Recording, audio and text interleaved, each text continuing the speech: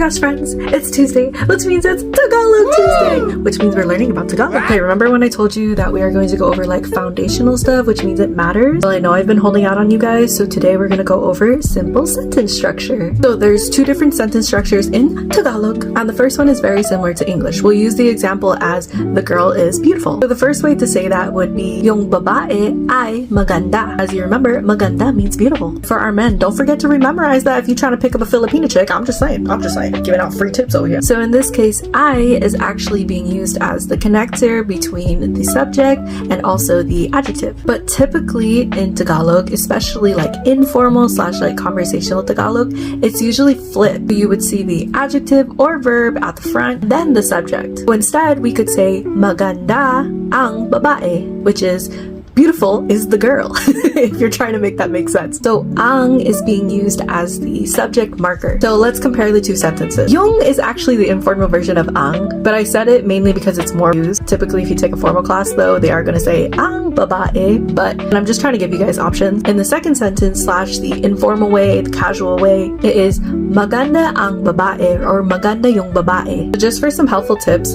what I like to do is I like to think of the adjective first, or how I'm going to describe the person or whatever is happening, and then think about the person afterwards. Now, I'm not focusing on the first example, not because it doesn't matter, but mainly because I know that most people are trying to learn are speaking informally to other people, and they're speaking to like family and friends. So I'm just putting it out there so of course you guys know about it, but not that you should ignore it. So let's go through a couple of other examples. The dog is nice. So you would say mabait ang aso. Or say for instance, the girl that you don't like just walked by. You can say angit ang babae. The girl is ugly.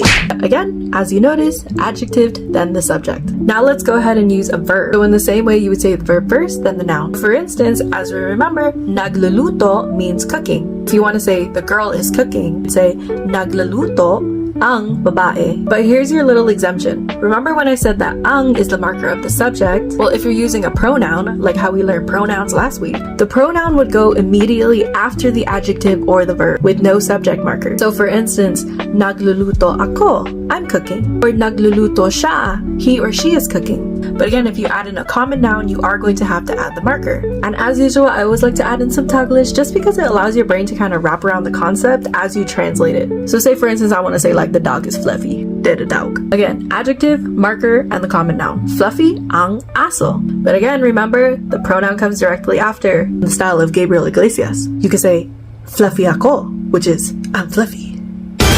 So that's kind of your crash course on simple sentence structure. Try to go more into depth as we get into more videos. Don't forget to share this with a friend if you learned something. And as always, if you have any questions, don't forget to drop them in the comments.